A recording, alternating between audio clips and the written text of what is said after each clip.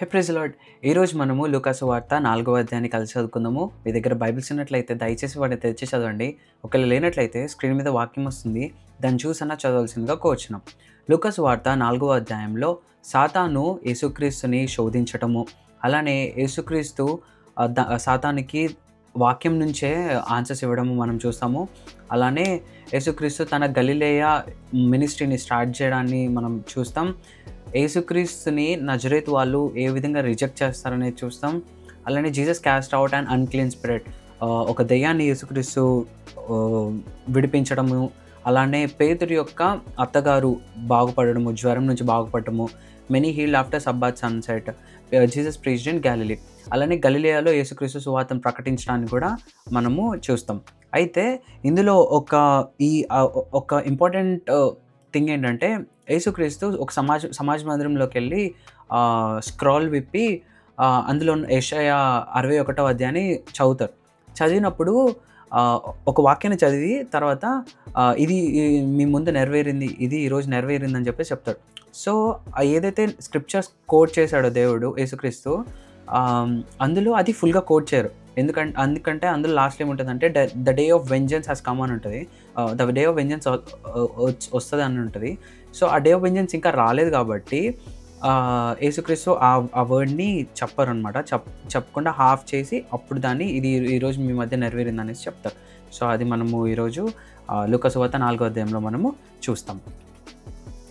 లూకాసు వార్త 4వ అధ్యాయము 1వ వచనం. యేసు పరిశుద్ధాత్మ పూర్ణుడై యోర్దాను నది నుండి తిరిగి వచ్చి 40 దినములు ఆత్మచేత అరణ్యమును నడిపింపబడి అపవాది చేత శోధింపబడుచుండెను. ఆ దినములలో ఆయన ఏమీయూ తినలేదు. అవి తీరిన తరువాత ఆయన ఆకలి కొనగా, అపవాది, నీవు దేవుని కుమారుడివైతే రొట్టె అగునట్లు ఈ రాతితో చెప్పుమని ఆయనతో చెప్పెను. అందుకు యేసు, మనుష్యుడు రొట్టె వలన మాత్రమే జీవించడు అని వ్రాయబడి ఉన్నదని వానికి ప్రత్యుత్తరం ఇచ్చాను. అప్పుడు అపవాది ఆయనను తీసుకొని పోయి భూలోక రాజ్యములన్నిటినీ ఒక నిమిషములో ఆయనకు చూపించి, ఈ అధికారమంతయు ఈ రాజ్యములు మహిమయు నీకిత్తును, అది నాకు అప్పగింపబడి ఉన్నది, అదెవనికి నేను ఇయ్యగోరుదునో వానికిత్తును, కాబట్టి నీవు నాకు మ్రొక్కితివా, ఇదంతయు నీదగునని ఆయనతో చెప్పాను. అందుకు యేసు, నీ దేవుడైన ప్రభువునకు మ్రొక్కి ఆయనను మాత్రము సేవింపవలెను అని వ్రాయబడి ఉన్నదని వానికి ప్రత్యుత్తరం ఇచ్చాను.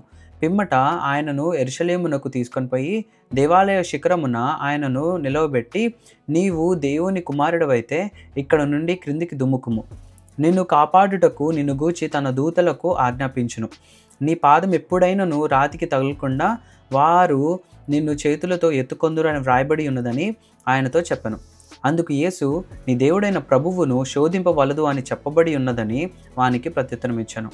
అపవాది ప్రతి శోధనను ముగించి కొంతకాలము ఆయనను విడిచిపోయాను. అప్పుడు యేసు ఆత్మ బలముతో గలిలయకు తిరిగి వెళ్ళను. ఆయనను గూర్చిన సమాచారము ఆ ప్రదేశమందంతటా వ్యాపించను. ఆయన అందరి చేత ఘనత నొంది వారి సమాజ మందిరములలో బోధించుచూ వచ్చెను. తరువాత ఆయన తాను పెరిగిన నజరేతునకు వచ్చెను. తన వాడుక చొప్పున విశ్రాంతి దినమందు సమాజ మందిరంలోనికి వెళ్ళి చదువుటకే నిల్చుండగా ప్రవక్త అయిన యెషయా గ్రంథము ఆయన చేతికి ఇయ్యబడెను. ఆయన గ్రంథము విప్పగా, ప్రభువు ఆత్మ నా మీద ఉన్నది, బీదలకు సువార్త ప్రకటించుటకై ఆయన నన్ను అభిషేకించెను, చెరలోనున్న వారికి విడుదలను, గుడ్డి వారికి చూపును కలుగునని ప్రకటించుటకును, నలిగిన వారిని విడిపించుటకును, ప్రభువు హితవత్సరము ప్రకటించుటకును ఆయన నన్ను పంపియున్నాడు అని వ్రాయబడిన చోటు ఆయనకు దొరికెను. ఆయన గ్రంథము చుట్టి పరిచారకునికిచ్చి కూర్చుండెను. సమాజ మందిరంలో ఉన్న వారందరూ ఆయనను తేరి చూడగా, ఆయన, నేడు మీ వినికిడిలో ఈ లేఖనము నెరవేరినదని వారితో చెప్పసాగాను. అప్పుడందరూ ఆయనను గూర్చి సాక్ష్యమిచ్చుచు ఆయన నోట నుండి వచ్చిన దయగల మాటలకు ఆశ్చర్యపడి, ఈయన యోసేపు కుమారుడు కాడా అని చెప్పుకొనిచుండగా, ఆయన వారిని చూచి, వైద్యుడా, నిన్ను నీవే స్వస్థపరుచుకొనుము అను సామెత చెప్పి, కపెర్నహూములో ఏ కార్యములు నీవు చేసితివని మేము వింటిమో ఆ కార్యములు ఈ నీ స్వదేశమందును చేయమని మీరు నాతో నిశ్చయముగా చెప్పుదురనెను.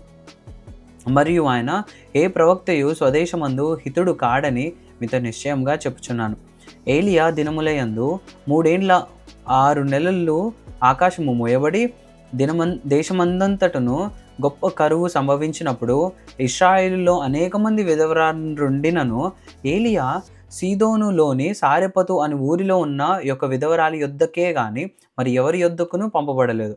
మరియు ప్రవక్త అయిన ఎలీషా కాలమందు ఇశ్రాయేలులో అనేక కుష్ఠరోగులుండినను సిరియా దేశస్థుడైన నయమాను తప్ప మరి ఎవడునూ శుద్ధి నొందలేదని నేను మీతో నిశ్చయంగా చెప్పుచున్నాను. సమాజ మందిరంలో ఉన్న వారందరూ ఆ మాటలు విని ఆగ్రహముతో నిండుకొని లేచి ఆయనను పట్టణంలో నుండి వెళ్ళగొట్టి ఆయనను తలక్రిందులుగా పడద్రోయవలెనని తమ పట్టణము కట్టబడిన కొండపేటు వరకు ఆయనను తీసుకొని పోయారు. అయితే ఆయన వారి మధ్య నుండి దాటి తన మార్గమున వెళ్ళిపోయాను. అప్పుడు ఆయన గలిలయలోని కపెర్నహూము పట్టణమునకు వచ్చి విశ్రాంతి దినమున వారికి బోధించుచుండెను. ఆయన వాక్యము అధికారముతో కూడినదై ఉండెను కనుక వారు ఆయన బోధకు ఆశ్చర్యపడిరి. ఆ సమాజ మందిరంలో అపవిత్రమైన దయ్యపు ఆత్మ పెట్టిన వాడొక్కడుండెను. వాడు, నజరేయుడవైన యేసు, మాతో నీకేమి? మమ్ము నశింపజేయ వచ్చితివా? నీవెవడివో నేను ఎరుగుదును, నీవు దేవుని పరిశుద్ధుడవని బిగ్గరగా కేకలు వేసెను. అందుకు యేసు, ఊరుకుండుము, ఇతనిని వదిలిపొమ్మని దానిని గద్దింపగా దయ్యము వానిని వారి మధ్యను పడద్రోసి వానికి ఏ హానియూ చేయక వదిలిపోయెను. అందుకందరూ విస్మయముంది, ఇది ఎట్టి మాట? ఈయన అధికారముతోనూ బలముతోనూ అపవిత్రాత్మలకు ఆజ్ఞ పంపగానే అవి వదిలిపోవచ్చున్నవని ఒకనితోనొకడు చెప్పుకొనిరి. అంతటా ఆయనను గూర్చిన సమాచారము ఆ ప్రాంతములందంతటను వ్యాపించెను. ఆయన సమాజ మందిరంలో నుండి లేచి సీమోను ఇంటిలోనికి వెళ్ళెను.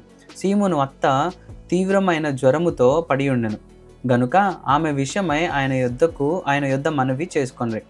ఆయన ఆమె చెంతను నిలబడి జ్వరమును గద్దింపగానే అది ఆమెను విడిచెను. వెంటనే ఆమె లేచి వారికి పరిచారము చేయసాగాను. సూర్యుడస్తమించుచుండగా నానావిధ రోగముల చేత పీడింపబడుచున్న వారు ఎవరెవరి యొద్ద నుండిరో వారందరూ ఆ రోగులను ఆయన యొద్దకు తీసుకొని వచ్చిరి. అప్పుడు ఆయన వారిలో ప్రతివాని మీద చేతులుంచి వారిని స్వస్థపరిచెను.